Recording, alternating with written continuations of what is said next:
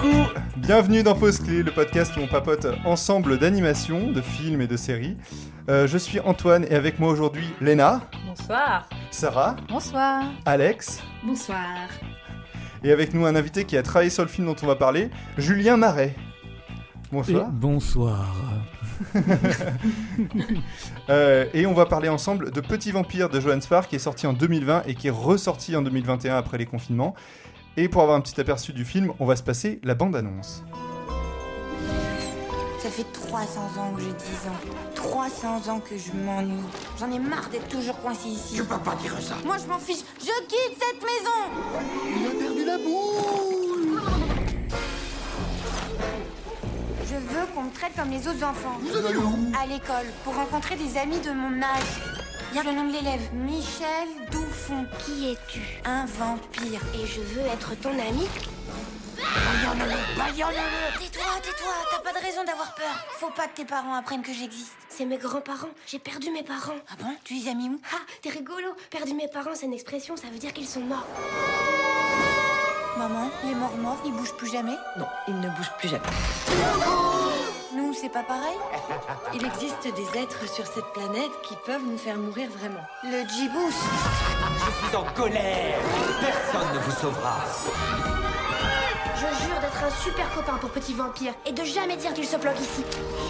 Ni à mes copains, ni même à des filles. Voilà, c'était la petite bande-annonce. On va commencer peut-être par te présenter, Julien, du coup. Juste demander quel a été ton poste sur le film, déjà. J'ai fait et de l'animation, donc animateur, et j'ai fait de la supervision animation avec Adrien Gromel pour Dire Anime, directeur animation. Je pose cette question un peu à tous les invités, tous, les deux autres quoi, qui sont venus dans l'émission. Mais est-ce que tu as déjà fait des études pour faire ton métier ou comment ça s'est passé un peu? Alors non, mais je viens d'un temps que les moins de 20 ans ne peuvent pas connaître. Non, alors sans être vieux du tout, mais ouais, je suis autodidacte en animation, parce qu'en dessin, j'ai quand même reçu des formations par les truchements de la vie, mais j'ai appris l'anime en studio. Donc au travers des gens que j'ai rencontrés. Cool. Ah, c'est super C'est intéressant. trop bien. Ça change des invités qu'on a eu avant, donc Ouais, c'est ouais. intéressant d'avoir un autre parcours. Et sur quoi tu avais travaillé avant Petit Vampire? Pas mal de trucs. On va dire les plus notables. Ouais, les plus notables. Les plus visibles, je pense que ce sera pour certains d'entre vous tout ce qui a été fait en Ankama. Donc que ce soit de la série Wakfu jusqu'au long métrage Dofus, auquel j'ai participé C'est marrant un parce petit que peu. du coup on a travaillé tous les deux dessus, mais on s'était pas rencontrés encore. Ouais, Oui, c'est vrai. parce qu'effectivement on s'est rencontrés dans les bars avec Léa. Et non, C'est ça. Geoffroy aussi, hein, tout ça, toute la petite bande, etc. Je suis parti en plein milieu du long métrage parce que j'avais envie de me barrer, tout simplement. C'est pour ça qu'on Ça s'est ne pas convenait plus. rencontrés, qu'on s'est pas croisés à ce moment-là. Comment du coup tu t'es retrouvé sur le projet de Petit Vampire? T'avais un...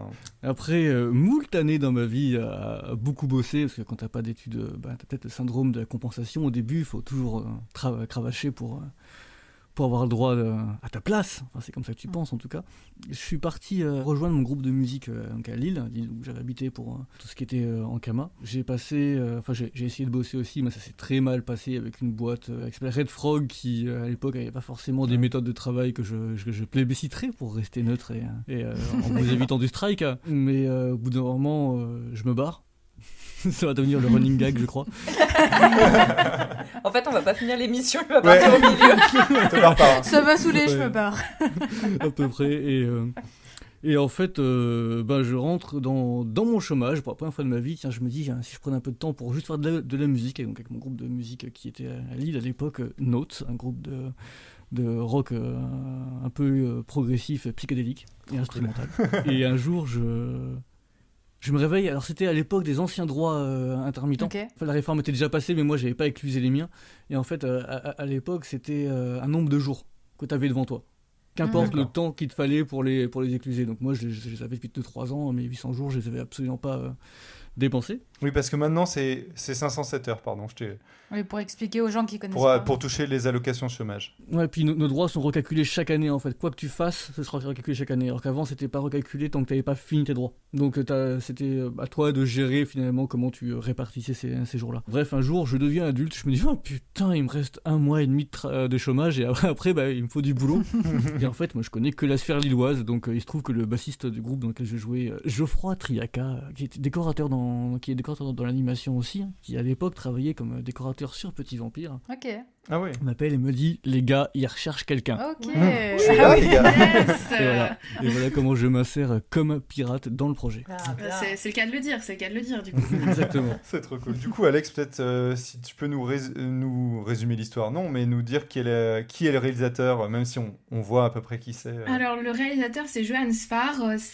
J'aurais tendance à utiliser les hyperlatifs en disant que c'est une éminence dans le royaume de la BD française et dans le cinéma d'animation indé français. Il est auteur et réalisateur. Il est l'auteur de nombreuses BD, évidemment, de courts-métrages et de films d'animation, de films live par ailleurs, comme Gainsbourg, Vie héroïque, mais aussi les très connus Chat du rabbin, Sardine de l'espace et Petit vampire. Il a aussi dirigé un petit segment sur le film Le Prophète, sur le segment On Marriage. Il est dans toutes les bacs de BD jeunesse, avec de nombreux titres à son actif, et c'est quelqu'un de très respecté dans notre milieu. Il a fait aussi pas mal de carnets et tout aussi, où il écrit, il dessine aussi, il raconte plus des trucs personnels, plus que pour la jeunesse. Bah du coup, Léna, peut-être pour nous résumer un peu l'histoire de Petit Vampire. Petit Vampire, c'est issu de la bande dessinée qui est sortie en 99 jusqu'en 2005, toujours par Johan Sfar, qui raconte l'histoire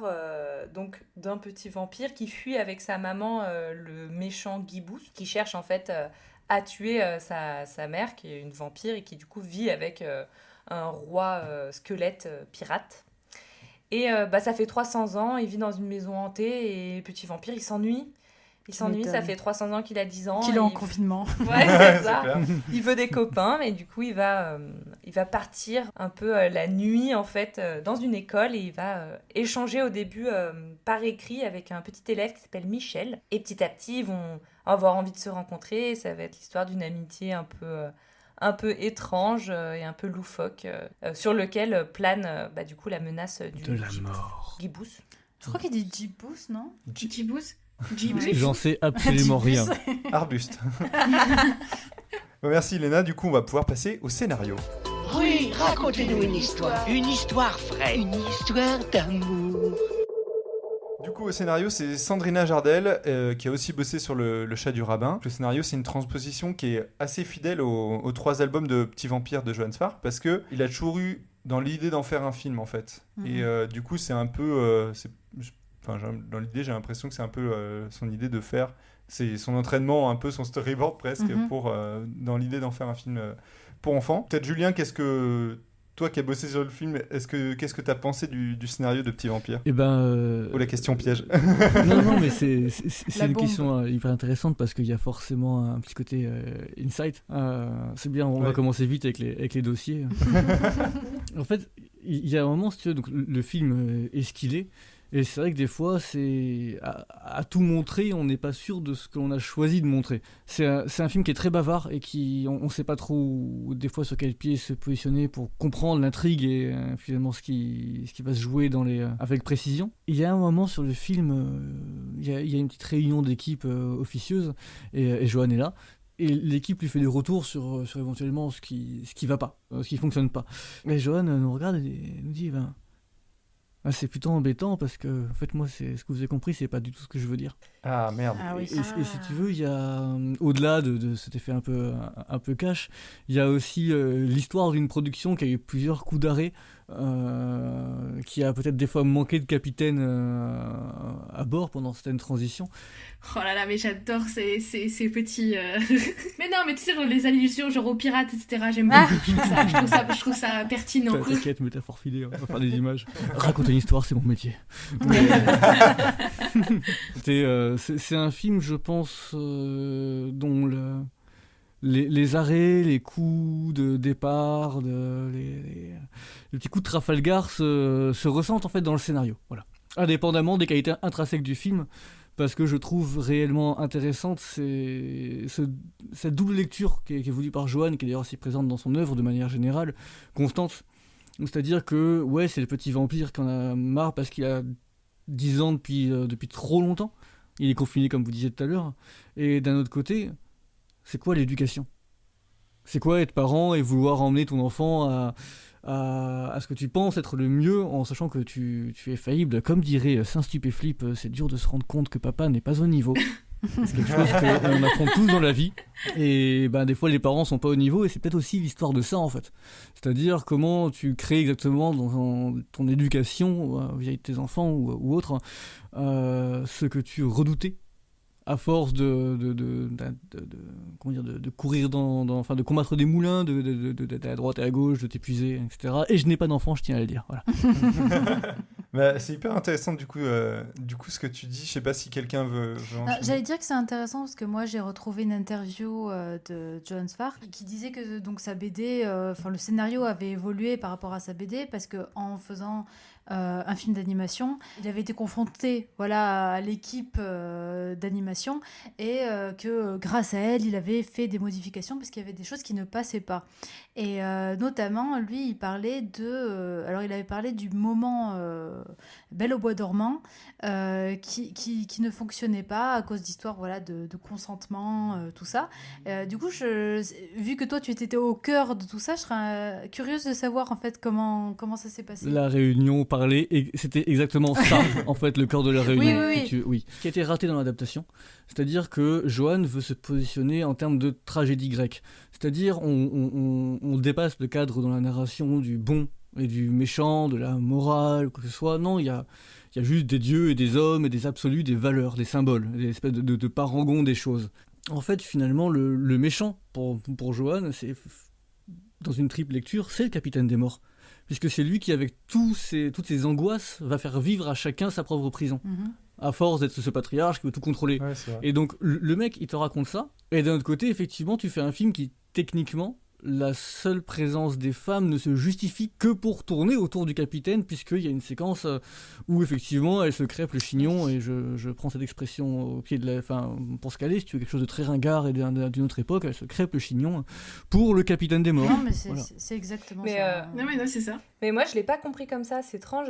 Alors, parce que, effectivement, ce Johann Sfar, je l'avais déjà vu en conférence à Lyon, et on a pas mal de ses carnets, mais ses carnets, pas ses bandes dessinées, ni ses écrits jeunesse, mais plus ses journaux qu'il illustre sur des réflexions de la vie, tout ça. Il y en a un sur l'amour. Et pour moi, quand elle se crêpe le chignon, pour moi, la figure de la proue, en fait, c'est pas une femme. En fait, c'est la personnification du hobby du capitaine, en fait. Oui, sauf que Lena, il a choisi de la représenter en femme, quand même. Mais parce que c'est sur les figures des bateaux, il y a toujours des femmes. Tu vois, il allait pas mettre un Alors, poisson. oui et non. Justement, oui et non. Et pour ça, je te renverrai à la fin du film où le Guibous se barre avec Bois dormante. Mais surtout, elle lui pose une question. Mais vous n'avez pas de proue sur votre bateau ? Bah non. Ouais, c'est vrai. Donc en fait, c'est-à-dire que là, moi, ce que j'en déduis, en tant que individu et non plus mec à bosser sur le film, c'est que non, en fait. C'est-à-dire que la proue, c'est donc de l'asservissement. Puisqu'un bateau peut marcher sans proue. Et efficacement. Ah oui, ok. Moi, j'avais vu comme figure de la navigation, en fait. Oui, mais comme tu dis, à la fin, il termine avec elle. Ouais. Et c'est vrai que moi, ce qui m'a gênée, déjà, c'est les seules interactions qu'il y a entre ces deux personnages féminins. Il n'y en a pas beaucoup dans le film. Et les deux seules qu'il y a, c'est quand même qu'elles sont jalouses l'une de l'autre et qu'elles se disputent le capitaine. Et ça renvoie à un truc hyper cliché que tu vois, la seule interaction qu'il y a entre femmes, c'est de la jalousie, du crépage de chignon, comme tu disais. Mais c'est exactement ça. Et là-dessus, c'est un peu problématique. Le plus cocasse, c'est réellement que quand on a dit ça à Johann, si tu veux, il l'a très bien pris, il l'a compris, c'est juste, merde, c'est pas ce qu'il voulait dire. Tu vois, et c'est vraiment avoir un film sans capitaine, parce que Johann, alors je vais peut-être me faire brûler en enfer, ce qui me changera de mon planning habituel. Johann est quelqu'un d'excessivement talentueux. Moi, en tout cas, j'ai étudié ses BD avec ma grand-mère pour le bac. Enfin, tu vois, c'est quelqu'un, même le chat du rabbin, ça parle un peu de l'histoire de ma famille de manière détournée. Tu vois, ça parle pas de ma famille, mais on s'y reconnaît. Tu vois, c'est cette vie entre deux continents, etc. Ouais. C'est quelqu'un dont j'avais déjà un rapport relativement intime à ses œuvres. Tu peux être un génie, c'est pas pour autant que tu es un capitaine de bateau, un technicien. Et faire un film aussi, c'est affaire de technique. Il y a ce qu'on veut signifier, c'est bien, il y a le signifiant, enfin, c'est la connexion entre les deux et comment tu représentes ce que tu veux dire. Ça, il sait peut-être pas forcément le faire. Et ce film, il y avait personne pour. Juste, il y avait personne réellement pour, à part un mec qui s'appelle Garc, oui. Big Up à ce mec-là, qui est David Garcia, qui était premier assistant réal, qui était co-réal technique de facto, hein, mais qui, tant qu'il était là, ça avait une direction, et quand il n'a plus été là, c'était un peu un poulet sans tête, quoi. Ce que je trouve intéressant, c'est que du coup, on dit quand même que l'équipe d'animation lui a fait remarquer qu'il y avait des choses qui ne marchaient pas. Et bizarrement, on les retrouve quand même dans le film. Oui. C'est sorti en 2020, 2021. Et pour moi, j'ai l'impression d'avoir vu un film pré-MeToo. Et qu'en fait, le consentement, il crache dessus. Ça m'étonne que du coup, si on lui a dit ça ne marchait pas, moi je suis là, mais non, en fait. Elles sont toujours là. La réponse, c'est le planning. C'est-à-dire que je vous ai parlé tout à l'heure en teasing, pré-enregistrement de tout le joyeux bordel que ça a été. Si tu veux, au moment où on lui fait remonter ça, on en est, le film, la boîte a coulé, le projet a été racheté, on est remonté par une autre boîte. Ah oui. Le film, il en est à 50%, mais fait, tu vois, à l'anime. Et on est en train de préparer tout le reste parce qu'on vient de se rendre compte que malgré tous les efforts faits, il y en a réellement eu. Il y a plus de thunes, donc là il faut finir le film comme on peut. Oui. Et donc ça part aux Philippines, tu vois, mais à ce moment-là le projet est vraiment trop avancé. Enfin, les scènes dont je te parle sont déjà animées, déjà validées. Ah ouais, je comprends. Putain. Et puis après c'est sa vie personnelle, mais on sait que sur ce tournage il a eu un bébé, Johan Sfar, sur la fin de ce projet. Ouais, vraiment sur la fin, mais oui, absolument. Du coup, sur la fin, mais du coup, on peut se dire qu'aussi les 2 derniers mois... Et c'est une production Covid aussi. Enfin, c'est une production Covid, je pense qu'il y a plein de choses qui fait que ça a été un peu compliqué. Je veux pas te mentir, Johan Sfar, on l'a pas beaucoup vu, et en vrai, c'est pas plus mal, parce qu'au bout d'un moment, le projet est clair, on sait de qui il vient, la Bible est claire, il y a des gens sur la prod dont c'est le boulot de faire le film avec Johan à côté. C'est bien que l'espace professionnel reste un espace professionnel, si tu veux. Sans vouloir dire que Johan n'est pas professionnel, ce qui est pas le cas, mais au bout d'un moment, on fait un film, on bosse, c'est pas sexy. C'est frame, c'est... Et moi, je voulais juste apporter un petit point qui peut-être... En fait, je sais pas, je sais pas en fait à quoi ça sert, mais je veux l'apporter quand même, on sait jamais, ça peut faire quelque chose. Je pense qu'en fait, dans ces BD, il y a beaucoup d'échos d'une à l'autre. Le bestiaire des amoureux, dans lequel il y a Aspirine, il y a du coup le petit vampire. Les jeunes vampires, en fait, elles ont 16 ans, 17 ans. En fait, elles restent super immatures parce qu'elles ont été transformées jeunes. Et du coup, elles ont ce côté, tu disais, crépage de chignon. Pour moi, il fait écho un peu à ces autres bandes dessinées où ces personnages féminins vampires sont... en fait, elles sont immatures parce qu'elles ont été transformées jeunes. Sa mère, elle est pas adolescente. Enfin, de ce qu'on comprend, le mec avait 19 ans. Donc, je crois qu'elle devait avoir à peu près le même âge. Non, c'est pas possible. Non, Petit Vampire a 10 ans, donc elle a pas 19 ans. Non, c'est vrai, il avait 9 ans quand il était fait vampire. Ouais. Comme tu dis, c'est vrai. Elle peut pas avoir 19 donc elle a la vingtaine. Oui. Elle a au moins la vingtaine, sinon la trentaine. Voilà, ça peut pas expliquer son comportement. Par contre, ça peut expliquer... sa construction de personnage, sa manière d'écrire les femmes. Après, je veux pas me mettre Sfar à dos. Si tu nous entends, mais je pense qu'il y a des choses peut-être encore à travailler là-dessus, et je pense qu'il ne sait peut-être pas encore comment écrire un personnage féminin. Moi, je suis très silencieuse depuis tout à l'heure. J'ai lâché toutes mes bouées, vas-y. Non, je suis très silencieuse depuis tout à l'heure, et pourtant, je prends la parole pour dire quelque chose de, je pense, positif, parce qu'en fait, le personnage de la mère de Pandora, je l'ai trouvé en fait en soi plutôt bien écrit. En effet, sur cette scène de crépage de chignon, j'ai quelques soucis. Tous les personnages masculins qui tournent autour d'elle, et en fait elle est un espèce de trophée. En fait, elle existe comme un trophée, et en même temps, dans son écriture en tant que, non pas en tant que trophée, mais en tant que mère, je l'ai trouvé assez juste. C'est-à-dire que c'est une maman, c'est un personnage qui s'occupe de son enfant, qui se rebelle, et donc du coup elle prend des décisions pour le bien-être de son enfant. Je trouve que ça contrebalance ce que tu soulignais tout à l'heure, la pauvreté entre guillemets d'enjeux autour de ce personnage féminin, parce que en fait elle est le centre de l'histoire, c'est-à-dire que le Djibouti, il veut pas Petit Vampire, il veut sa mère, donc en fait elle est réellement au centre de toute l'intrigue et au centre de toutes les convoitises et ce qui anime les personnages, y compris Petit Vampire, puisque Petit Vampire en première partie du film veut pas se faire choper par sa mère. J'ai trouvé que finalement dans ce rôle de mère, dans ce rôle d'accompagnante, elle est pas despotique. Non, ça va, elle est pas cliché dans son rôle de mère, mais malheureusement elle est cliché en tant que femme, en fait, c'est ça le problème. Oui, c'est ça, qu'après, je suis d'accord. On va souvent reprocher à un personnage féminin mal écrit qui soit dans le stéréotype de la mère, de la la madone ou de la pute, en gros. Elle, on va dire, elle est quand même entre les deux, donc ça au moins on peut pas lui reprocher, tu vois, parce que d'un côté, elle vit aussi ses histoires d'amour et tout, et d'un autre côté, elle s'occupe de son enfant. Malheureusement, le seul contact qu'elle a avec les femmes, là par contre c'est ultra cliché. Et aussi, malheureusement, moi je trouve qu'il perpétue quand même le stéréotype du conte de fées, de la princesse capturée, parce que dès le départ, c'est ce qui lui arrive. Alors moi j'avoue, au tout début, c'est pas ce qui m'a gênée, parce que moi je m'attendais au moment où elle allait être badass, tu vois. Je me suis attendue au moment où elle allait se révéler, et peut-être que pour son enfant, elle était prête à tout et qu'elle allait faire, je sais pas, des trucs. Une réinterprétation de conte, quoi. Voilà, alors qu'en fait pas du tout. Donc en fait c'est ça que je trouve dommage, c'est qu'il prend en effet, il va chercher des choses dans les contes de fées, mais il les retravaille pas à la sauce 2020. C'est la volonté, mais je pense que oui, il a pas pu aller au bout. Et puis surtout, enfin, sans rien excuser du tout, hein, mais c'est un film dont l'animation a été commencée en 2017. Ouais. Si tu veux, c'est que l'écriture datait d'avant. C'est que il y a littéralement eu MeToo. Pendant le projet, si tu veux. Oui, c'est vraiment un film, et là pareil, Johan, si tu m'entends, je veux pas me mettre dos à toi, mais à titre personnel, c'est un mec de son âge aussi, de sa génération.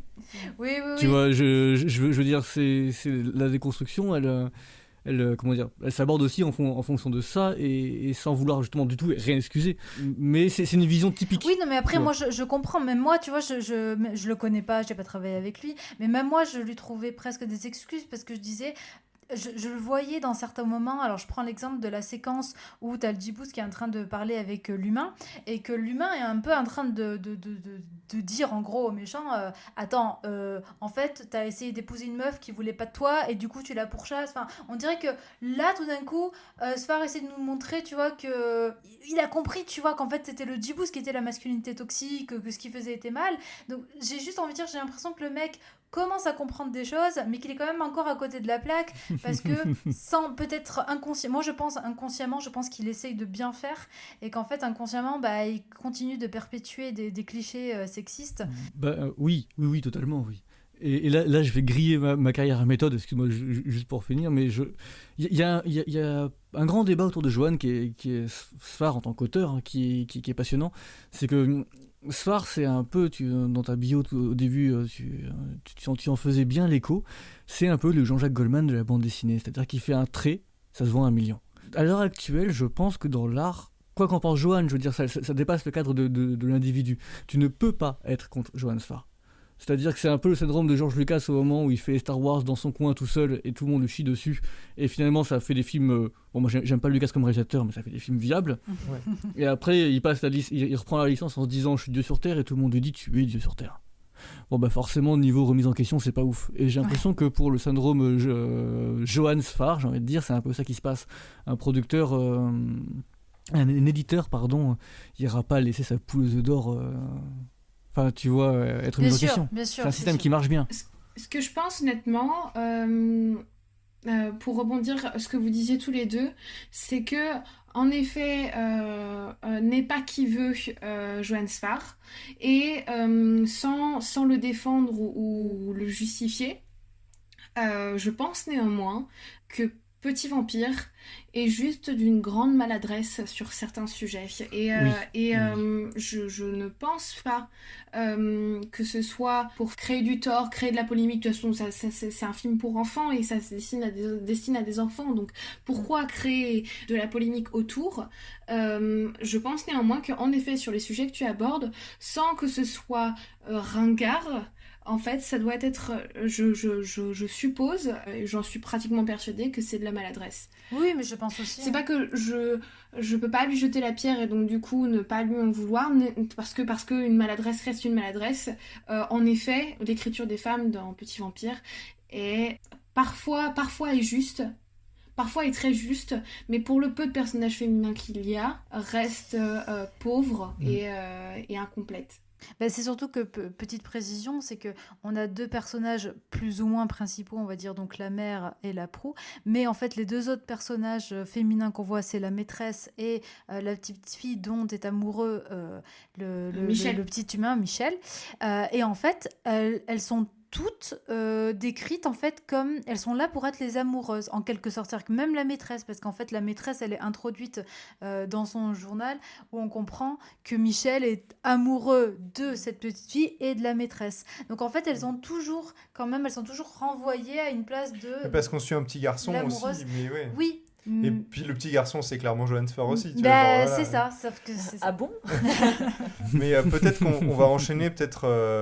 On a assez parlé des femmes comme ça, là, c'est bon. Moi j'avoue, je dis c'est parce que c'est vrai que c'est le sujet sur lequel je voulais le plus parler, parce que en fait pour moi c'était le point noir du film, c'est-à-dire que je serais moins dure sur le reste, mais c'était vraiment le truc qui m'a un peu choquée et qui m'a un peu fait dire à la fin, j'avoue j'ai un enfant, j'ai pas trop envie qu'il regarde ça, parce que voilà, j'ai pas envie qu'il grandisse avec ces clichés là. Moi, ce qui m'a vraiment... Enfin voilà, j'ai pas adoré, mais moi, ce qui m'a plu, j'avoue, j'ai passé un bon moment et j'ai capté, moi, tous ces problèmes à la fin où je me suis dit, ah merde, ils se barrent ensemble, quoi.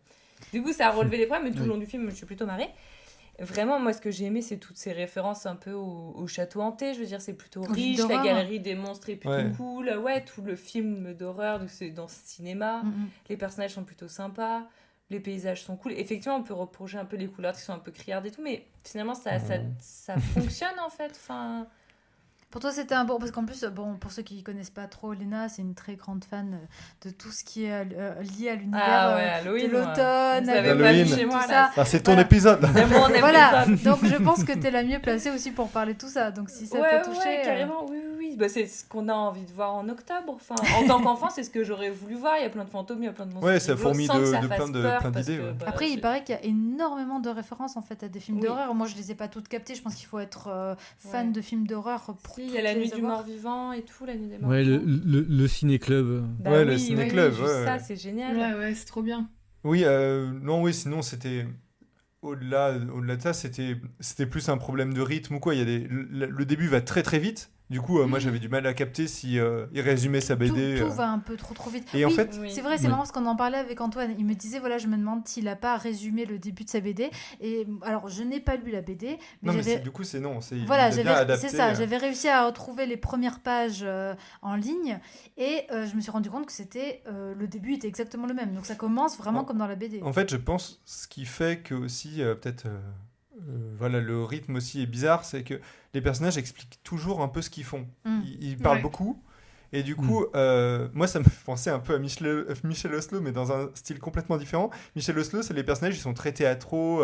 Ils vont vraiment parler pas du tout comme dans la vie, mais plus comme au théâtre. C'est très littéraire, Michel Oslo. Voilà. Et là, je me suis dit, c'est peut-être aussi ça, un peu Johan Sfar, c'est genre des personnages qui expliquent beaucoup leurs trucs, mais c'est plus joué spontanément. Voilà, mais bon, ça n'empêche que c'est très parlé. Il y a un niveau, ça va hyper vite. Même moi, des fois, j'ai dû revenir en arrière parce que je comprenais pas toujours tout ce que disaient les personnages. L'œuvre de Johan est globalement très très bavarde, si tu veux. Et, ça pose aussi la question de la manière, du support d'expression. Parce que la manière dont il fait parler les femmes en bande dessinée, pour rebooker ça sur l'autre support, et il leur donne beaucoup plus de place, sans rentrer dans le débat, mais et de profondeur que là, dans ce film-là. Et là, je te rejoins, Antoine. J'ai l'impression que c'est un previously in, de part en part, en fait, si tu veux. Ouais. C'est-à-dire que Johan est un auteur excessivement prolifique, que ce soit, quel que soit le support, image fixe ou image animée.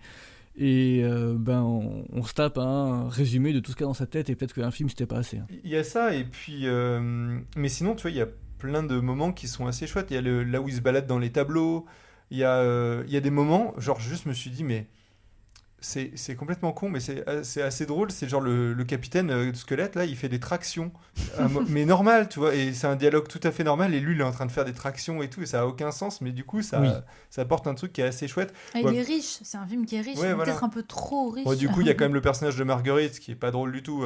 Pour quand t'es adulte, peut-être que quand t'es gamin, ça fait rigoler. Je pense qu'on n'est pas la cible non plus. Voilà, mais du coup, il y a quand même Alex, des bonnes idées. Alex fait de gros yeux. Mais non, mais moi, les personnages de Marguerite. Enfin, en fait, le truc, c'est un reproche que je fais au film. Je trouve que le film est trop bruyant. Oui, oui, totalement, oui. C'est pas un film qui parle, c'est un film qui braille. C'est vrai que j'avais mal à la tête. Et moi, sur ce type de choses, je suis extrêmement sensible. J'en parle pas souvent dans cette émission, mais c'est quelque chose pour lequel je suis extrêmement sensible. C'est pour ça que aujourd'hui le dessin animé grand public et la télé, etc., je trouve de manière générale braille trop. Et en plus, ce film-là particulièrement braille beaucoup. Le personnage du chien, je me souviens jamais de son prénom. Fantomate. Fantomate, c'est ça. Pourquoi il s'appelle Fantomate? Pendant tout le film, à chaque fois qu'on disait son prénom, je me disais pourquoi il s'appelle Fantomate. Alors, j'en ai aucune idée, mais elle ressemble putain d'accent de Marseillais, là, comme ça. Mais oui, exactement. Ça, c'est truculent. À chaque fois qu'il parlait, j'étais genre et Marguerite qui braille. En plus, je crois que c'est Johannes Farr qui... Oui, c'est Johannes Farr qui fait sa voix. Je suis vraiment désolée. Mais vraiment, du coup, j'étais pas horripilée, mais ça rendait mon visionnage un petit peu plus laborieux. Après, comme tu dis, peut-être qu'on n'est pas la cible, parce que je me dis que peut-être que ça parle plus aux enfants. Je suis persuadée qu'on n'est pas la cible. Mais c'est vrai qu'en tant qu'adulte, c'est vrai que c'est plus difficile à supporter. Ouais, je suis persuadée qu'on n'est pas la cible. Et c'est là où vient mon deuxième grand reproche au film. Et après, là, c'est vraiment mon côté vieille conne. Et c'est celui qu'on préfère. Voilà, c'est mon côté vieille conne. Parce qu'en soi, je trouve plein de qualité au film, malgré le fait que je pense que j'étais pas la cible et que donc du coup je l'ai pas compris. En effet, l'introduction et tout ce que tu racontais, Julien, était extrêmement intéressant et donc du coup m'a conforté dans l'idée que j'avais pas compris ou que je n'ai pas compris l'œuvre dans son ensemble et dans ses doubles sens ou triples sens. Mais en effet, je l'ai pris comme une œuvre qui ne m'était pas destinée, qui était pour les enfants. Et en fait, même pour les enfants, je trouve le film trop vulgaire. Oui, non, mais je suis assez d'accord. Je suis une vieille conne. Ok, Tati. Et puis, pour aller dans ton sens, j'ai envie de dire que même s'il y a des triples ou des doubles ou des quintuples sens de lecture, c'est aussi aux cinéastes, aux réalisateurs de savoir les rendre accessibles. Si tout le monde est passé à côté, y compris l'équipe du film, c'est que globalement, et là je veux pas accuser du tout Johan en particulier, je veux dire, au bout d'un moment c'est sa BD, mais c'est un mec qui vient de la BD justement, tu vois. Dans toute l'équipe de réalisation qui l'a entouré pour faire le film, donc dans notre branche à nous, je pense que ça, je peux dire léger, mais enfin tu vois, c'est dans l'encadrement de Johan en fait, pour arriver à accoucher de la chose qu'il voulait dire. Ouais. Et donc du coup, en fait, j'étais toujours très désarçonnée parce que les enfants parlent pas très bien. En fait, ça me conforte dans l'idée que je suis une team Michel Oslo et qu'en fait, je préfère le trop littéraire qui fait que ça rend le film pas forcément accessible pour tout le monde, plutôt que le trop familier. Parce que en fait, je me dis, mais c'est pas incroyable Ça, j'allais dire, c'est quelque chose, je pense, qui touche le cinéma en général, parce que si tu regardes les films avant 90, que ce soit les films d'animation ou les films live action, je trouve qu'il y avait plus de travail au niveau du dialogue, qui était quand même souvent assez soutenu. Donc même nous, petits, on a grandi avec des films où les textes étaient soutenus, et que après ça, même pour le live action, on parle plus familier. Après, c'est aussi la manière dont c'est joué. Moi, j'avoue que les enfants, je me suis plus dit ouais, moi ça ressemble à des enfants que j'ai vus, tu vois. Oui, moi aussi. Oui, non, mais après ça veut pas dire que ça n'existe pas. Mais effectivement, je pense qu'on est touché de différentes manières aussi à ça. C'est ça, c'est pour ça que je vous dis, moi encore une fois, le film ne m'est pas adressé et je suis la team vieille conne qui va préférer du trop littéraire à du pas assez et du coup oui, ça me sortait du film, j'étais là genre On va pouvoir passer à la partie animation. On est complètement dans les délais, on n'a quasiment pas dépassé le budget sauf pour la déco sirène dans la salle de bain. On peut se détendre un peu, non ?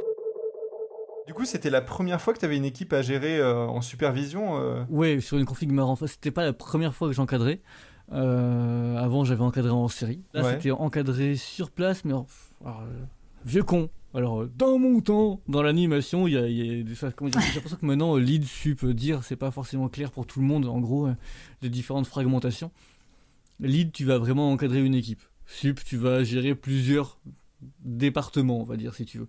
C'est-à-dire que tu vas encadrer ce qui va se passer dans l'assistanat que dans l'animation, sans forcément être responsable, parce qu'il y avait un dire anime et un dire, un vrai sup, Thierry Pérez, assistanat et clean. Toi, t'étais juste sur place et tu manages les ressources. Tu manages que dalle en fait. Il y a les ressources que le studio met à la disposition du projet. Les ressources elles-mêmes gérées par un chef anime qui est en lien direct avec son studio, et toi t'es là. Ok. Mais tout le monde vient de voir par contre. C'est quoi les difficultés que tu as pu rencontrer après tu nous as déjà parlé un petit peu, mais en tout cas sur ton... En tant que superviseur et aussi en tant qu'animateur. Et en tant qu'animateur aussi, ouais, bien sûr. Le niveau demandé était assez exigeant, mais en même temps il y avait un truc où une grosse partie des gars que je connais de l'animation 2D ont fait le test, et c'était impitoyable parce que c'était pas être un bon animateur ou pas, c'était être dans le style. Littéralement, donc moi j'ai eu la chance d'être dans le style. En plus je suis rentré sans test, si je n'avais passé le test je suis pas sûr que je serais rentré. Quel a été le style du coup qui t'était demandé Adrien a un côté très Disney, si tu veux. D'accord. Avec un très haut niveau de dessin et donc de détails à mettre dans tout ça. Donc il fallait vraiment bien gérer tes échelles d'amorti. C'est Adrien Gromel, oui. Le directeur anime du film. Donc. Sur Instagram, il a montré beaucoup de plans de petits vampires et même des turnarounds, donc le personnage qui tourne en 360 degrés. Il y en a qui sont impressionnants, le capitaine en squelette ou des trucs comme ça, avec tous les détails qui tournent. Moi j'étais en mode ah ouais. Et en plus, je peux dire entre parenthèses qu'il est hot, le capitaine. Ouais. Ah ouais, c'est clair. Pardon, les difficultés en tant que superviseur, ça a été plus... C'était... S'il y en a eu. Hein.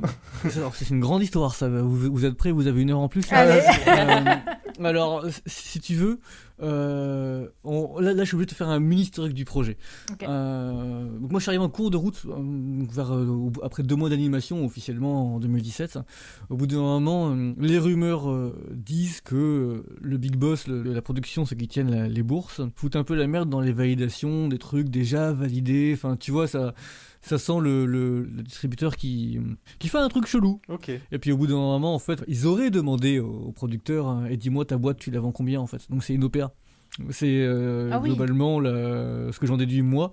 Ça ne concerne que moi cette interprétation, mais les showrunners, tout ça, ont décidé de couler le projet pour le racheter. Okay. On s'est pris les mecs d'autres studios partenaires, donc de cette boîte-là, qui sont venus examiner le projet, tout ça, et des mecs cool en plus, tu vois. Il y a eu de la turbulence pour qu'un jour Antoine de l'Evo, le producteur, nous dise en gros, en fait, ça fait 3 mois que je vous paye sur l'argent de ma boîte à moi. On n'a plus de fonds pour X ou Y raison, et je peux pas avoir le bras de fer avec XXX société si ma boîte a pas les reins solides, donc le projet s'arrête. Là, je vais sur une petite série où on s'est rencontrés, Sarah et Antoine, Glitchtech. Ouais. Oui. Le fil rouge. Le fil rouge, voilà. Ouais, c'est ça. C'est ouf. Et dès que c'est fini pour moi, dès que Petit Vampire me rappelle, je repars. Là, je repars chez Méthode, qui a arraché le projet parce que à Tonsuma, chez les gars qui sont là-bas, sont loin d'être cons, c'est des professionnels du métier. Au-delà de Petit Vampire, c'est le catalogue Johan Sfar, évidemment, qui vise. Donc on repris le projet et l'ont refinancé, voilà. Wow. Et en fait, pas tant voilà que ça, mais il fallait déjà récupérer un film, tout remonter, refaire une structure de prod, etc. Et là, ils décident de tout envoyer aux Philippines. Et alors c'est là que je vais lâcher du gros scud parce que, attention, vous voyez, du gros dossier. Allez. En gros, méthode. Et alors, bonjour ceux qui sont un peu jeunes dans l'animation, la géopolitique, il n'y a pas de gentillesse, il n'y a pas de méchanceté, c'est que des trucs qu'on a à gagner, des points d'intérêt ou pas. Donc, on s'accroche, méthode. Méthode fait Ladybug. Ladybug, c'est un prestataire en Inde. Et il se trouve que cette boîte-là, dans son espèce de gros empire, parce qu'en fait, ils sont très liés à Méthode, parce que je crois les prestataires de Méthode ont fini par les racheter, puis Media One est venu dedans, enfin bref, c'est compliqué. Mais en gros, le gros patron de ce groupe-là 3D a dit au gros patron de Media One... Mais attends, je te fais ton truc en 3D, là, mets ta boîte chez WAM. Et donc, je me retrouve dans la pire voie de l'humanité. Donc, je grille mes chances à méthode. Là, c'est fini. Donc là, je me retrouve projeté dans les Philippines. À ce moment-là, tu te dis, mais qu'est-ce que je fais là déjà? Attends, accroche-toi, mec. Dans une boîte où 8 heures par jour, je ne vois pas les équipes d'anime. Ah là là. What? N'existe pas. Et pendant 2 mois, je passe mes journées seul avec des mecs qui me font des réunions, enfin, c'est avec de la fumée, quoi, tu vois. Mais en anglais, donc déjà, c'est un peu déstabilisant. Et Ça rajoute une couche. Ouais. Je me retrouve dans des réunions à leur dire, mais sans vous manquer de respect, vos plannings sont complètement faux, vos mecs sont pas là, donc les chiffres c'est bien, mais on leur fait dire ce qu'on veut. Soit on part du principe qu'on parle réellement de planning sur une réalité des gens sur le terrain, soit en vrai je me barre de la discussion parce que ça n'a aucun sens et vous voyez que ma prod. Et ben ils ont continué, donc je me suis barré. Mais ça n'avait aucun sens. Le fil rouge. Moi je fais un résumé où il dit à chachaque fois je me suis barré. Il s'est barré. T'es en train de te taper des réunions, mais tu sais, genre t'es dans le NCIS du pauvre. Il y a tout qui déconne, il y a rien qui marche. Et t'es pour la référence à écrire sur des vitres avec des marqueurs, quoi. T'as l'impression que c'est dans un super film alors que t'es en train de faire des plannings de mecs pas là. Je veux voir cette série. C'est particulier. Et à ce moment-là, t'as un gars, mais tu sais, c'est pour un Européen qui est très loin des codes sociologiques, vestimentaires, etc. Par exemple de l'Inde, c'est-à-dire un Bernard Tapie local, c'est-à-dire un mec qui a plein de thunes, qui a réussi à tous les niveaux, qui rentre genre, avec ses grosses bagues en argent et tout, son tout pelage dehors, la chemise rose, etc., qui me parle en anglais avec l'accent indien dans le studio. Je capte rapido ce que c'est le PDG, justement, de la maison mère, etc. Enfin, c'est des moments d'angoisse et de solitude. Tu m'étonnes. Pour, finalement, me faire envoyer en scred, poser une journée off, partir dans un autre studio qui s'appelle Toon City, celui-là je peux dire son nom, qui sont que des vieux de la vieille de l'animation, des mecs qui ont bossé sur Gargoyles, la série, des mecs qui ont bossé sur tous les Disney 2, et je me tape une réunion avec 10 mecs comme ça, mais tu sais, genre à l'anglo-saxonne, si tu veux, le Animation Director, le CUIB, donc Clean Up IB Twins Director, et que les boss de département. Un autre délire, et les mecs ils me font une réunion du genre vas-y, on te pose des questions et tu comprends dès que tu réponds un peu, genre si t'as rien vu, un passement de jambe, tu vois dans leurs yeux que ça va pas marcher, quoi, tu vois. Ouais. Donc je me retrouve là-bas avec des freelances, donc c'est une énorme boîte, et des freelances, donc c'est des jours à 8 salariés, des jours à 50 salariés, qui bossent aussi au week-end parce qu'ils sont freelance. Donc toi tu viens le week-end aussi. Pour vous, c'était un peu long, mais ça vous résume un petit peu l'ambiance là-bas, voilà. Wow, donc est-ce que c'était compliqué? Vous avez une idée de... Voilà, des conditions de base quand je me pointe. Voilà. Incroyable. Ok. Non, c'est l'aventure. Ah ouais. C'est exactement ça. Grave. Ça m'a fait penser à un truc, mais j'avais vu qu'il y avait un moment, en fait, le film, il devait se faire en 3D à la base. Sainte-Marie-Mère de Dieu. Au début du projet. Ouais. Et j'avais vu passer ça. Et en fait, le producteur qui était attaché au projet, c'était un producteur américain, il est décédé entre-temps. Ce qui fait que le film il a été réalisé en 2D par manque de budget. Ah, donc c'était pas le but premier. Et donc voilà, j'ai l'impression que... Comment ça, par manque de budget? Depuis quand on fait de la 2D par manque de budget, là? Je comprends la pas. 3D, la 3D coûte super cher. Je crois que la 3D coûte plus cher. Ouais. Ah, bien sûr. Oui. Les logiciels... C'est pour ça que la 2D coûtait moins cher. La 2D coûtait mais plus il faut cher. plus d'équipes en 3D. Non, Non, en 3D, il faut plus d'équipes. Il y a le fur, le close, l'animation, le modeling, le rigging, le machin. Nous, c'est l'animateur, il fait tout, quoi. Tu vois. Ouais, bah oui. Ça et fait puis, beaucoup de métiers, et puis l'assistant. logiciel, et puis... Peut-être... Mais attends. Et là-dessus, pour la petite cerise, parce que comme ça, je finirai en mode ASMR. Donc, faut bien comprendre, c'est des freelances. Ouais. Et je vous pose la question, vous avez 20 ans, vous sortez d'école, on vous propose Petit Vampire, vous êtes chaud. Bah oui. Vous avez 50 ans, vous êtes payé la seconde validée. Vous n'avez pas du tout l'éducation, parce que c'est des sous-traitants majoritairement des productions américaines, donc la ligne vraiment très vectorielle, très tendue, ça fait, mais le pâté d'encre à l'européenne, on va dire, je mets beaucoup de guillemets là-dessus, mais toutes ces variations de style qui chacune font école, propre, on va dire, l'école de BD par exemple, tu vois. Ils savent pas faire. Ouais. Et donc tu te retrouves avec des mecs qui ont des crédits et qui n'ont pas envie de passer 8 jours sur un plan de 2 secondes, ça les intéresse pas. Bah bien sûr, ouais. Et t'as des gamins qui par contre qui ont encore la foi, qui eux sentent qu'il y a un truc à faire, et qui comptent pas leurs heures et qui sont des gars que je retrouve le week-end. Et donc j'ai dû composer aussi avec ça, avec des vieux qui voulaient pas bosser dessus parce que c'était pas rentable, et je les comprends totalement. À 50 ans t'as des enfants, t'as autre chose à foutre. Et des gamins qui étaient là pour la gloire et qu'on donnait, mais quitte à diviser leur salaire par 2, parce qu'encore une fois, on parle de freelance. Seconde approuvée, hein, je veux dire, tu vois, c'est pour juste choper tous les trucs de la Terre. Ils avaient le choix avec Coati, qui était un long métrage allemand, ou je crois obscur, qui sort, très très vectoriel, enfin, tu vois, c'est rien à voir.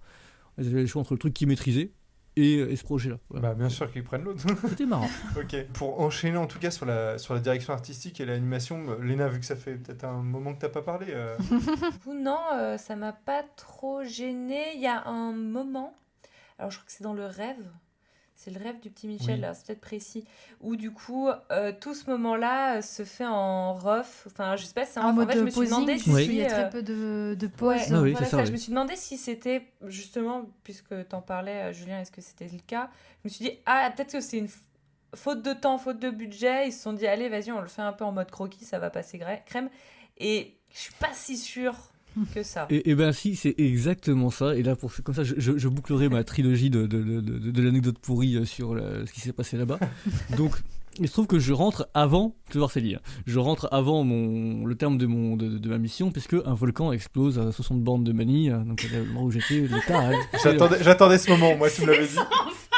Incroyable. La production, quoi. J'y peux pas. C'est vraiment la cerise sur le gâteau. Je peux pas imaginer pire, en fait. C'est suffisamment la merde. Non, si, tu verras, il sort un peu plus après. Et au bout d'un moment, on a cette discussion avec la prod qui me dit, mais t'as peur ou pas ? En vrai, non, c'est trop surréaliste, en fait, j'arrive pas à avoir peur. En vrai, il y a de la sonde partout, je tousse comme un connard, mais c'est surréaliste. Ils me font, mais est-ce qu'il faut te rapatrier ? Ça dépend. Tant que ça pète, tu peux me rapatrier. Si ça pète, tu peux plus me rapatrier, donc tu fais un choix. Ils ont choisi. Ils m'ont rapatrié et merci les gars, en vrai, franchement j'étais trop sous l'eau, fallait me faire rentrer. Mais donc je rentre et la petite cerise sur le gâteau, Hong Kong ferme une semaine après, Covid, tous les studios du monde ferment. Ah bah oui. Voilà comment on a fini ce film, je veux dire, c'est le couteau entre les dents, quoi. Incroyable. Mais la cerise du gâteau, ça peut pas être le volcan, c'est forcément le Covid. Putain. Oui, on a une éruption volcanique, mais il y a aussi la pandémie mondiale qui a...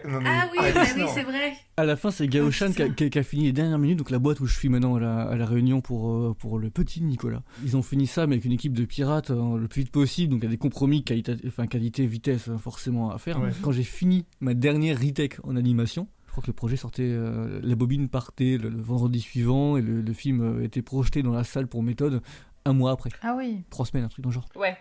J'ai jamais été autant au cul du camion, quoi. C'est un miracle qu'il soit sorti finalement ce film.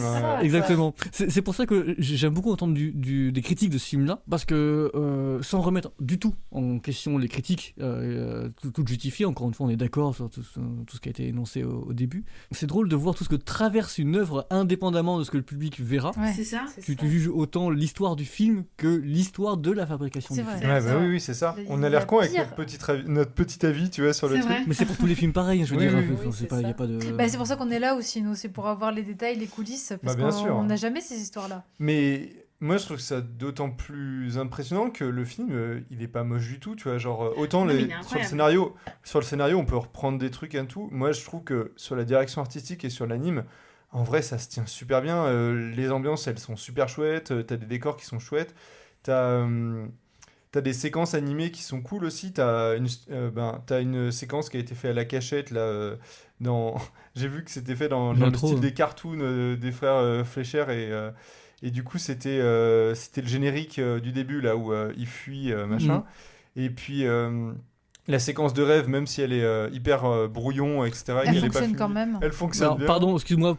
Oui. Pour te répondre, voilà, donc dans tout ce merdier, si tu veux, il y a au bout d'un moment, Adrien Gromel avait fait un ref, je crois, même pas intervallé, genre 8, 16 ou 32 des fois, frames intervallés, et ça a été envoyé complètement comme ça a pu à des gars qui étaient de très bonne volonté, mais très juniors. Ouais. Et le choix a été fait justement de ne pas casser le côté ref, parce qu'effectivement, on ne pouvait pas matériellement finir cette séquence-là. Ah ouais, d'accord. En fait, c'est soit tu te contentes du super ref qu'Adrien a fait, en vrai qui déboîte, hein, ce que tu vois sur grand écran, c'est quasiment ce qu'il a fait avec un peu plus d'images. Mais en vrai, c'est autosuffisant. Ouais. Si on l'avait cleané, intervallé, refait, on aurait perdu. Oui, c'est justifié. Ouais, et puis au-delà de ça, Enfin, même les designs des personnages, le design du capitaine, il est hyper classe. Ah bah oui, moi j'ai dit ceux des monstres et tout, c'est hyper diversifié. Oui, qu'elle a dit, elle est d'accord avec moi. Je crois. Non, mais ça foisonne de d'idées, plein en de trucs fait, et tout, donc c'est assez chouette. C'était l'enfer. Là, j'imagine même pas le nombre de chara-design qu'il a fallu respecter. Alors, à tous les jeunes qui disent non, mais en long métrage, j'aurai le temps, putain, mais quand tu vois les modèles de ces trucs-là, mais l'enfer. Quand on dit 1 seconde 5 par jour, mais t'es en PLS, tu te dis, mais putain, je vais jamais y arriver, quoi. Le capitaine des morts animé, mais le capitaine des morts, tu tombes sur le plan, tu fais bon, bah tant pis. Tu comptes le temps qu'il va te falloir.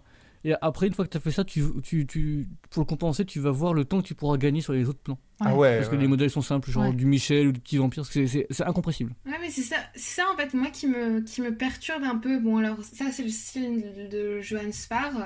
Peut-être que j'y suis pas incroyablement sensible. Mais en fait, les écarts de détails entre les personnages, tu prends le capitaine des morts et Michel, et la mère, c'est le jour et la nuit, ou alors le Djibous et petit, ou la mère, ou Pandora. C'est littéralement. Moi, j'adorais les scènes avec le Djibous parce qu'en fait, il est extrêmement détaillé, l'animation est merveilleuse et comment il est extrêmement clean.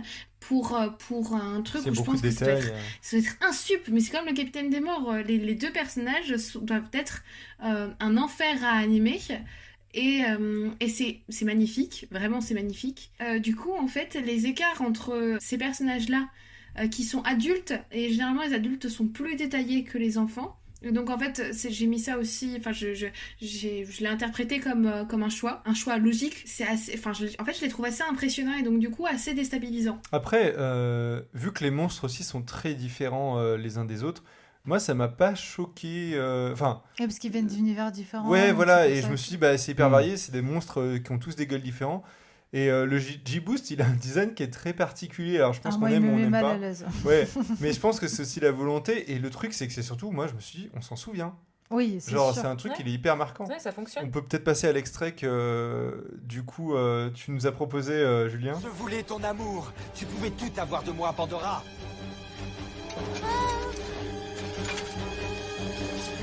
Tu vas voir ce qui arrive quand on me brise le cœur. Si vous la touchez, mon père va venir. Est-ce que tu as un père, toi? Personne ne vous sauvera. Je vous offre au dieu du néant. Tu sais ce que ça veut dire, gamin? Épargnez mon enfant et je vous donne ma vie. Trop tard.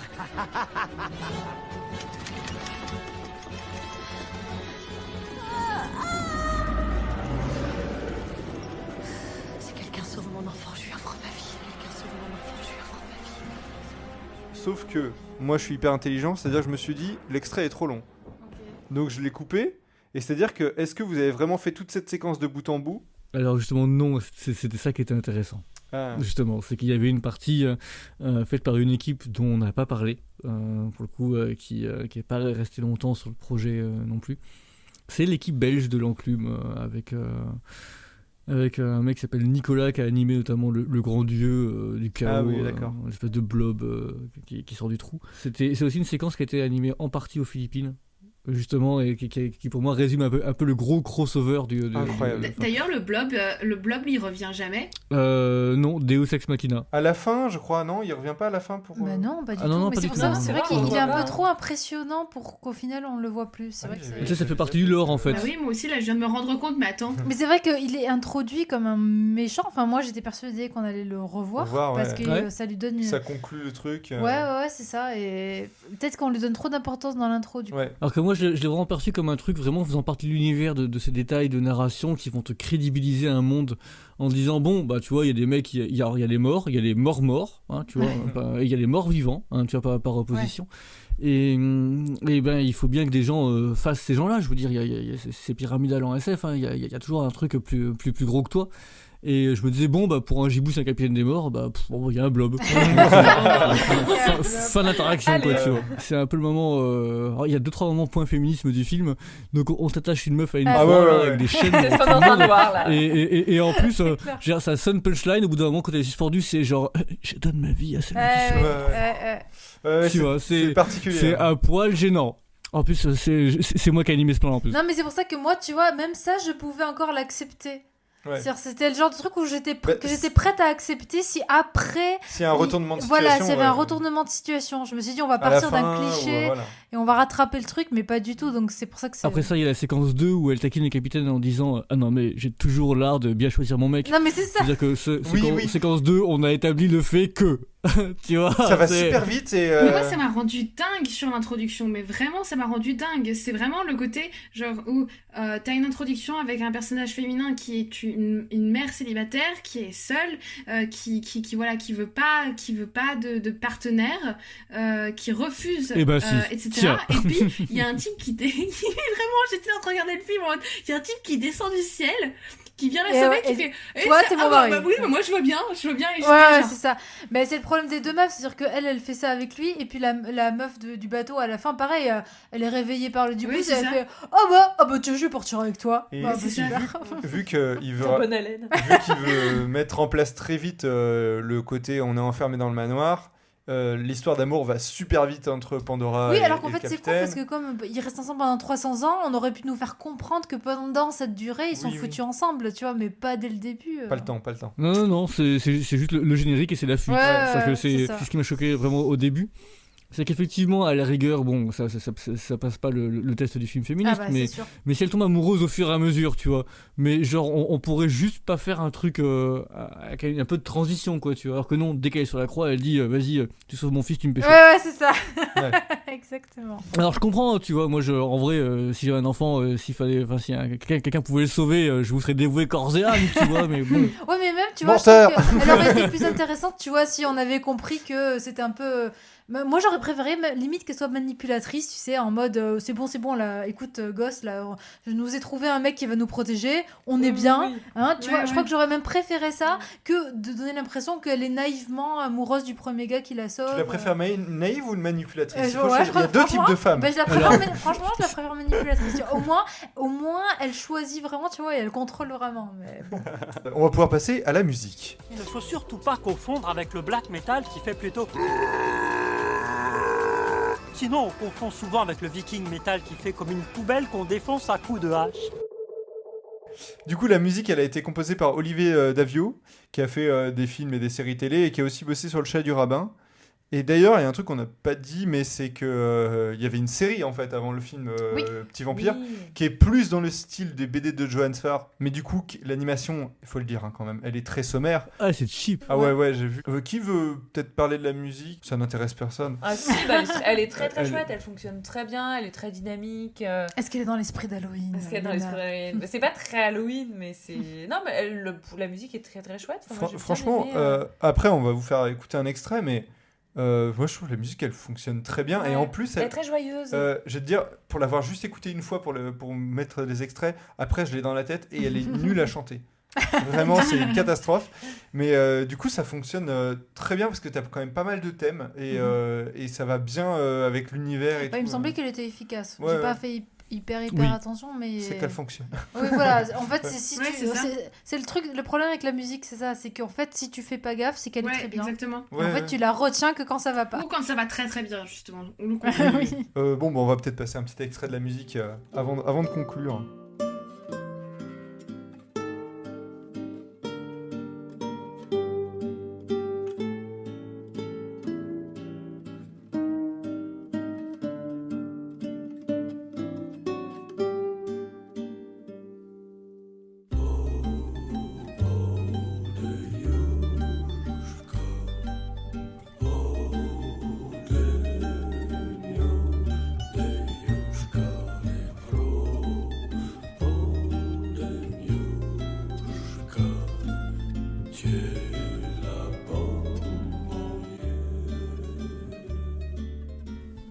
Alors, pour l'anecdote des voix, il y a eu un acteur très connu qui était... parce qu'en fait, Johan a voulu refaire les voix pendant la production, ce qui normalement se fait pas trop. Donc il a embauché un acteur très connu pour faire Petit Vampire. Et ça marchait tellement pas. C'était tellement mauvais. On aurait dit un vieux travesti qui jouait un enfant. C'était malsain, quoi. Tu vois. Que les Philippins qui bitaient pas un mot de français, et ben ils sont rentrés dans mon bureau, éclatés de rire, en me disant on comprend pas ce que c'est, mais on dirait un drag queen qui imite un enfant. On dirait Marge dans les Simpsons, quoi. Et donc c'est l'actuelle amoureuse de Sfar et la mère de ses enfants, donc qui a redoublé Petit Vampire. Elle faisait la voix témoin, et en fait la voix témoin marchait tellement bien, parce qu'elle a quand même une voix incroyable, que en fait elle a été réappelée pour réenregistrer. Ok. Ah ouais, d'accord, c'est pour fou. le mieux alors. J'adore. C'est dommage, on a évité un vieux gars plein de whisky. Ça se trouve, ça aurait été très drôle quand même. Ça aurait donné une autre histoire. À l'écran, il y avait 2 fantomates qui parlaient, crois-moi, ça le faisait vraiment pas. Ouais, d'accord. Ah ouais. Ça devait être lourd. Alex, le petit vampire avec la voix de fantomate. On aurait dit Orelsan sur Motefukas, quoi, genre oh là là là là, qu'est-ce qui se passe, je sais pas. Putain, vas-y, ouais, super, c'est Kata sur Motefukas. Ah ouais, c'est. Au moins, ça serait peut-être marré. Je vais aller en prison. Pour conclure, alors tu nous as sorti énormément d'anecdotes. Ah oui, puis et puis incroyable. Mais est-ce que t'en as une de plus pour la qui partie te vient ou donnez-moi plutôt un secteur d'activité où vous en voulez une parce que ça ira plus vite quoi. Je retrouverai plus jamais de travail, putain, merde. Incroyable. Je suis très content d'être dans ce podcast. Est-ce qu'on conclut en disant que le film n'est pas mauvais mais n'est pas bon non plus, et que d'après les anecdotes et la séquence potin qui a été l'entièreté de ce podcast, c'est compréhensible. Après, encore une fois, et on se répète, il n'y a pas de mauvaise volonté. C'est un film qui s'adresse pas à nous et il réussit quand même à nous toucher par plein d'aspects, que ce soit artistique comme scénaristique. On en tire quand même une certaine richesse qui, malgré sa production chaotique, est agréable à visionner. Oui, clairement. J'allais dire, il a déjà le mérite d'exister, ouais, tout ce qui lui était arrivé. Et personnellement, je lui donnerais un E pour effort. Effort exceptionnel. Eh ben, merci à vous alors. C'est la fin de l'émission. Merci à vous trois, du coup, Alex, Léna et Sarah. Et merci surtout à toi, Julien. Merci, Julien. D'avoir été avec nous. Alors, merci à vous déjà de m'avoir donné la parole. C'était trop cool.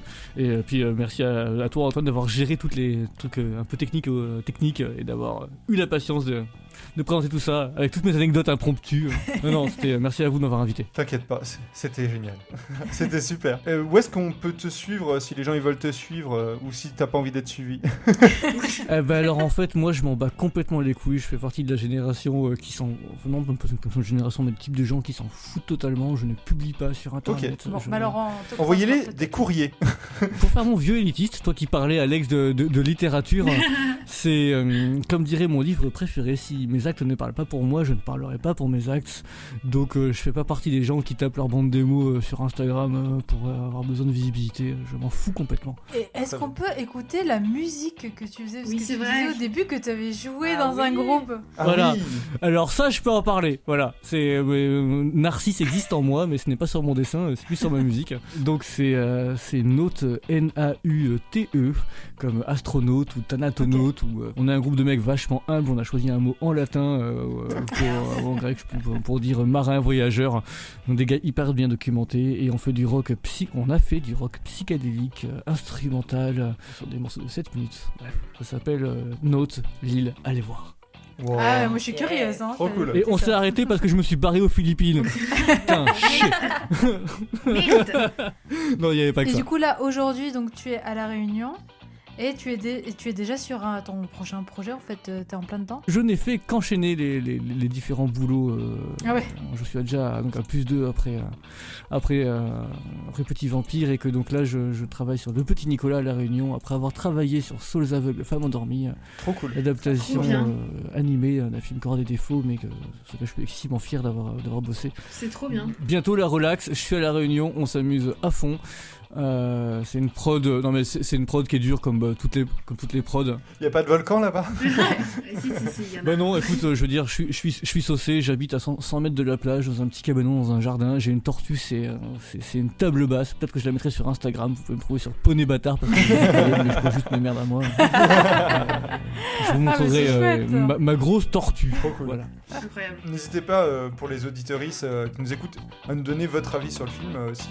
Et si vous voulez ajouter des choses qu'on n'aurait pas dites, bon, on a dit beaucoup de choses, surtout Julien, mais voilà, et toujours Facebook, Instagram, et YouTube, et toutes les plateformes d'écoute.